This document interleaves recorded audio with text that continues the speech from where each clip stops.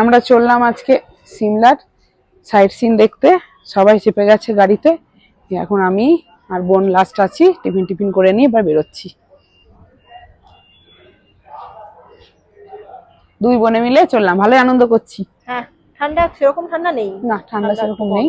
ওই জন্য সোয়েটারও পরেনি। অনেকে দেখে ভাববে হয়তো যে সোয়েটার পরেনি কেন, একদমই আছে সন্ধ্যের দিকে একটু, এখন একদমই নেই। রোদটা একটু পড়ে গেল, রোদ তো ছিল এতক্ষণ। চেয়ে পড়ি, চ। ওয়েদারটা আজকে দারুণ। সিমলা গিয়ে আমরা এই ইনোভা গাড়িটা বুক করেছিলাম। একদম চণ্ডীগড়ে পিক আপ থেকে 7 দিন পর চণ্ডীগড়ে ড্রপ করে দেওয়া পর্যন্ত এই গাড়িটাই 7 দিন আমাদের সঙ্গে ছিল।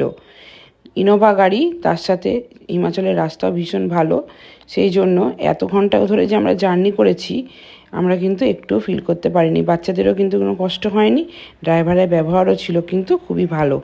আমরা এসেছি এখন সাইট ট্যুরে কুফরিতে। এখানে একটা এই বিভিন্ন ধরনের রাইড আছে, এখানে এসেছি। তা দেখি কোনটাতে কি চাপবো না চাপবো, সবই একটু বেশ টাফই আছে রাইডগুলো দেখলাম। জানি না কোনটা কতটা কি করতে পারবো। আর তোমাদেরকে এখান থেকে দাঁড়াও সাইড ভিউটা দেখাই, অসাধারণ। দাঁড়াও, এই দেখো এখান থেকে পাহাড়টা এত সুন্দর লাগছে না দেখতে, মানে দুর্দান্ত। আর ওই যে দাঁড়াও তোমাদের একটা জিনিস দেখাই, ওই যে দূরে ওই যে এই যে সাদা সাদা রঙের এই যে ঢাকা আছে যেগুলো দেখতে পাচ্ছ, এগুলো ওরা বলছে আপেল গাছ। ছোট ছোট আপেল গাছগুলোকে এভাবে ঢেকে রেখেছে। আর দেখো এই দূরে, এই দেখো এই দূরের পাহাড়ে কিন্তু বরফ দেখা যাচ্ছে। এটা ওরা বলছে স্পিতি ভ্যালি। এটা অবশ্য আমরা যাবো না, ছোট বাচ্চা টাচ্চা আছে বলে।